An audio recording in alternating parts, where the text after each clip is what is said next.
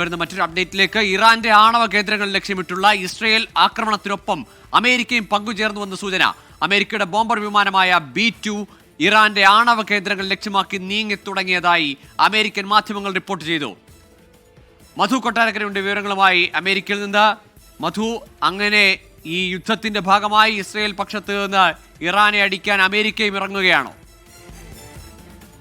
ഗൂഗിളിൽ വളരെ പ്രധാനപ്പെട്ട ഒരു വാർത്തയാണ് ഈ വരുന്നത്. അതായത് B-2 ബോംബറാണ് ഈ മുന്നോട്ട് ഇവരെ മിസോറി എയർഫോഴ്സ് ബേസിൽ നിന്ന് നീങ്ങി തുടങ്ങിയിരിക്കുന്നത്. ഈ ബങ്കർ ബോംബറുകൾ വേണമെന്നാണ്, ഈ ബോംബുകൾ വേണമെന്നാണ് ബെഞ്ചമിൻ നെതന്യാഹു കഴിഞ്ഞ കുറേ ദിവസങ്ങളായി ഡൊണാൾഡ് ട്രംപിന്റെ മേൽ സമ്മർദ്ദം ചെലുത്തിക്കൊണ്ടിരിക്കുന്നത്. കാരണം ഇറാന്റെ ഏറ്റവും അതിപ്രധാനമായ ന്യൂക്ലിയർ പ്ലാന്റായ ഫോർദോ പ്ലാന്റ് തകർക്കണമെങ്കിൽ ഈ ബോംബ് ഉണ്ടെങ്കിൽ മാത്രമേ ഉള്ളൂ. ഇത്തരം ഒരു ബോംബ് ലോകത്ത് അമേരിക്കയുടെ കയ്യിൽ മാത്രമേ ഉള്ളൂ. തന്നെയുമല്ല, ഈ ബോംബ് വഹിക്കുന്ന ഈ B-2 വിമാനവും അമേരിക്കയ്ക്ക് മാത്രമേ ഉള്ളൂ. ഇപ്പോൾ ഈ ഫ്ലൈറ്റ് എയർ ട്രാക്കിൽ കൂടെയാണ് അമേരിക്കൻ മാധ്യമങ്ങൾ ഈ എയർഫോഴ്സിന്റെ വിമാനം അല്ലെങ്കിൽ ഈ B-2 വിമാനം ഈ മിസോറി എയർഫോഴ്സ് ബേസിൽ നിന്ന് നീങ്ങിയതായിട്ട് കണ്ടുപിടിച്ചിരിക്കുന്നത്. ഏതാണ്ട് 30,000 പൗണ്ട് ഭാരമുള്ള ഈ ബങ്കർ ബസ്റ്റർ ബോംബുകൾ ഈ ന്യൂക്ലിയർ പ്ലാന്റിനെ സാരമായ കേടുപാട് വഹിക്കാൻ നശിപ്പിക്കുവാൻ കഴിയും എന്നാണ് വിശ്വസിക്കുന്നത്. തന്നെയുമല്ല, അടിയന്തര യോഗം ദേശീയ സുരക്ഷാ സമിതിയുടെ ഡൊണാൾഡ് ട്രംപ് വിളിച്ചിട്ടുണ്ട്. അല്പമണിക്കൂറുകൾക്കകം അത് വൈറ്റ് ഹൗസിൽ ചേരും. പക്ഷേ നമുക്ക് ലഭിക്കുന്ന റിപ്പോർട്ടുകൾ വേണ്ടി വന്നാൽ ഒരു തയ്യാറെടുപ്പ് എന്നുള്ള രീതിയിലായിരിക്കാം ഒരുപക്ഷെ ഈ ബസ്റ്റർ ബോംബുകൾ അമേരിക്ക പശ്ചിമേഷ്യയിലേക്ക് നീക്കുന്നതെന്നാണ് നമുക്ക് ഈ നിമിഷം അറിയാൻ കഴിയുന്നത്. ഗോകുൽ, മധു, നേരത്തെ തന്നെ വിവരങ്ങൾ ഉണ്ടായിരുന്നു. ഇന്നത്തെ ഒരു മീറ്റിംഗിന് ശേഷമായിരിക്കും 14 ദിവസത്തെ ഒരു കാലയളവ് ഞങ്ങൾ യുദ്ധത്തിന്റെ ഭാഗമാകുമോ, നേരിട്ട് ഇറാനെ ആക്രമിക്കുമോ ഇല്ലയോ എന്നുള്ള കാര്യത്തിൽ ഒരു 14 ദിവസം സമയം, അതിനുശേഷം നടപടി എന്നതൊക്കെയായിരുന്നു ട്രംപിന്റെ പ്രഖ്യാപനം. അതിനൊക്കെ മുന്നേ തന്നെ ഈ ഡയറക്റ്റ് ആക്ഷനിലേക്ക്, ഈ യുദ്ധത്തിലേക്ക് തന്നെ അമേരിക്ക ഇറങ്ങിച്ചെല്ലുന്ന സാഹചര്യമാണോ? അതല്ല, ഇതൊരു മുന്നറിയിപ്പ് എന്ന നിലയിൽ ഈ B-2 ബോംബർ വിമാനങ്ങൾ എത്തും, അത് ഫോർദോ തരിപ്പണമാക്കുമെന്നൊരു മുന്നറിയിപ്പ്, ഭീഷണി എന്ന നിലയിൽ മടങ്ങിപ്പോരുമെന്നും വിലയിരുത്തുന്നു.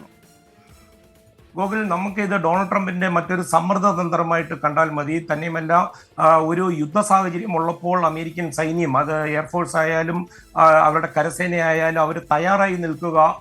പ്രസിഡന്റ് ഓർഡർ കിട്ടിക്കഴിഞ്ഞാൽ ഏത് നിമിഷവും അവർക്ക് ആക്രമിക്കത്തക്ക രീതിയിൽ അതിന്റെ ഭാഗമായിട്ടായിരിക്കാം ഒരുപക്ഷെ ഈ ബമ്പർ ബോംബുകളും അവർ വിന്യസിക്കുവാനുള്ള തീരുമാനമെടുത്തിരിക്കുന്നത്. എന്തായാലും ഡൊണാൾഡ് ട്രംപിന്റെ ഉത്തരവ് ലഭിക്കുന്നിടം വരെ അമേരിക്ക ഈ യുദ്ധത്തിന്റെ ഭാഗമായിട്ടുണ്ട് എന്ന് നമുക്ക് പറയുവാൻ സാധിക്കത്തില്ല. ഇതൊരു സമ്മർദ്ദ തന്ത്രമായിരിക്കാം ഒരുപക്ഷെ ഇറാന്റെ മേൽ. മധു, മാത്രമല്ല, ഈ പശ്ചിമേഷ്യൻ മേഖലയിലുള്ള ഗൾഫ് രാജ്യങ്ങളിലൊക്കെയുള്ള എയർബേസുകൾ ഈ അമേരിക്ക സജ്ജമാക്കി നിർത്തിയിരിക്കുന്നു. അവിടെയൊക്കെ വേണ്ടി വന്നാൽ ഏത് ഘട്ടത്തിലാണോ ആക്ട് ചെയ്യേണ്ടത് ആ ഘട്ടത്തിലേക്ക് തയ്യാറെടുത്തുകൊണ്ട് നിൽക്കുന്നു എന്ന വിവരങ്ങളാണ് വരുന്നത്. അതിനിടയിൽ ഈ B-2 ബോംബർ വിമാനത്തിൻ്റെ ഒരു മൂവ്മെൻറ്റ്, അത് ഈ ഘട്ടത്തിൽ നേരിട്ടൊരു ആക്ഷനിലേക്ക് അല്ലെങ്കിൽ ഒരു അറ്റാക്കിലേക്ക് കടക്കുമെന്ന് പ്രതീക്ഷിക്കാമോ? മറ്റ് എയർബേസുകൾ സജ്ജമായി തന്നെ അമേരിക്കയ്ക്ക് ഈ ഇറാന് ചുറ്റും തന്നെ ഉണ്ടല്ലോ.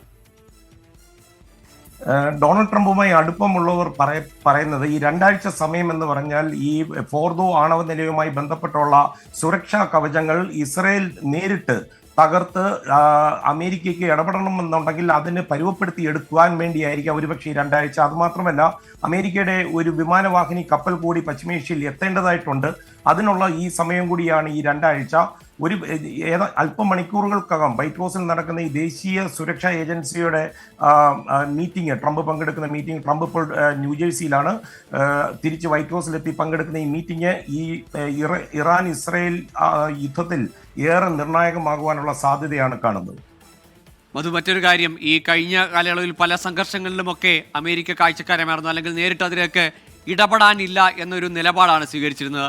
അതിനപ്പുറത്തേക്ക് ഇറാനുമായി ബന്ധപ്പെട്ട് ഇസ്രയേൽ ഉന്നയിക്കുന്ന ആരോപണങ്ങൾ, അല്ലെങ്കിൽ ഇസ്രയേൽ പറയുന്ന ഈ ആണവ ബോംബ്, അതിനുള്ള യുറേനിയം സമ്പുഷ്ടീകരണം, അതിൻ്റെ ഇത്ര ശതമാനം പിന്നിട്ടിരിക്കുന്നു ഒക്കെയുള്ള ഇസ്രയേലിൻ്റെ സമ്മർദ്ദത്തിൽ ഈ ഒരു യുദ്ധത്തിലേക്ക് ട്രംപ് ഇറങ്ങിത്തിരിക്കും, അല്ലെങ്കിൽ ഇതിനൊപ്പം ചേരുമെന്ന് നമുക്ക് എത്രത്തോളം ഈ കഴിഞ്ഞ കാലയളവിലൊക്കെയുള്ള യുദ്ധങ്ങളിലെ സംഘർഷങ്ങളിലൊക്കെ ട്രംപിൻ്റെ ഒരു പ്രതികരണം വെച്ച് നോക്കുമ്പോൾ അങ്ങനെ ഇറങ്ങിച്ചെന്നൊരു വിനാശകരമായ ഒരു യുദ്ധത്തിലേക്ക് കൊണ്ടുചെന്നെത്തിക്കുമോ?